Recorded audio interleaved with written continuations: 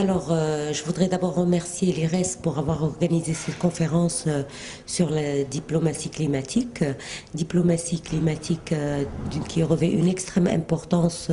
au niveau du débat mondial actuel. Les changements climatiques qui menacent la pérennité de ce monde et la nécessité de contenoriser la température mondiale à un niveau inférieur à 2 degrés C devient une problématique partagée par tous les pays, devient une problématique où le Maroc a une vraie position et également un engagement. Aujourd'hui, on examine quelles seraient, je dirais, les décisions et aussi bien et les mesures aussi bien institutionnelles que de positionnement à mettre en œuvre par le Maroc pour une meilleure diplomatie climatique. Je pense que le Maroc est un pays qui se veut un modèle, quoi qu'on dise, avec nous avons certains aspects sur lesquels nous travaillons encore et qui mériteraient d'être pris en considération, mais le Maroc est un pays modèle au niveau des changements climatiques par son action, par toutes les réalisations qui ont été faites. Il nous reste à établir de la cohérence au niveau de nos politiques, à afficher les actions en relation avec les changements climatiques et à les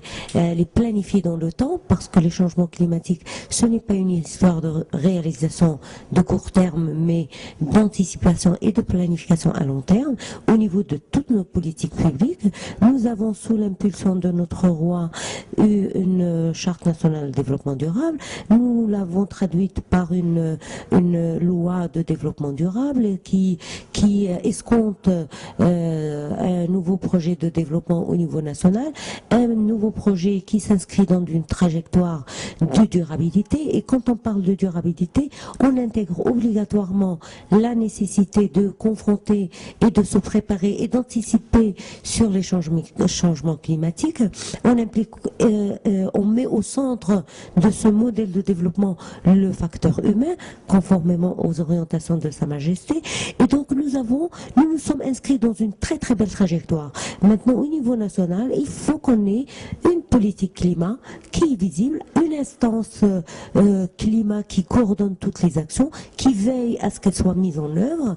qui anticipe sur les problèmes, qui porte un message fort au niveau des instances internationales pour défendre au mieux les intérêts du Maroc, qui lie les projets marocains avec la finance climat et pour faire bénéficier le Maroc, qui lie les positions marocaines qui, elles, ne font que traduire également une grande partie des positions africaines pour porter, pour asseoir le leadership marocain au niveau de l'Afrique et faire bénéficier l'entreprise marocaine pour aller vers l'Afrique avec l'expérience marocaine. Et donc je pense que nous avons un très très beau modèle que nous devons tous travailler à mieux élaborer, à mieux préparer pour qu'il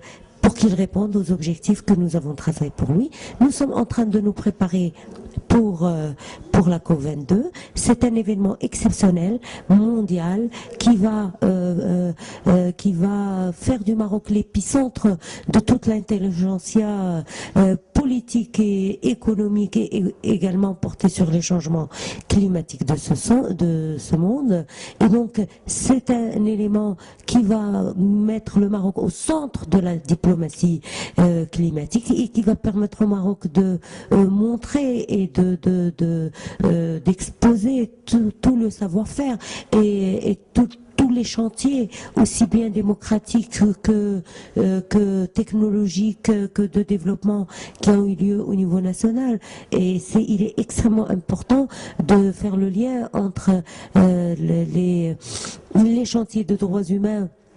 qui sont prônés par le Maroc et les changements climatiques, la migration notamment. Et donc, cet événement majeur pour notre pays, qui va pendant 2 semaines faire de notre pays le centre de visites à haut niveau, de chefs d'État, de ministres, qui va demander que notre pays soit prêt pour répondre à l'enjeu sécuritaire, à l'enjeu diplomatique, et puis à un enjeu de substance au niveau scientifique, fait qu'en sorte, nous devons précipiter la cadence d'institutionnalisation, de renforcement de capacités, d'appropriation des changements climatiques par nos acteurs, par notre société civile et par nos politiciens. Voilà.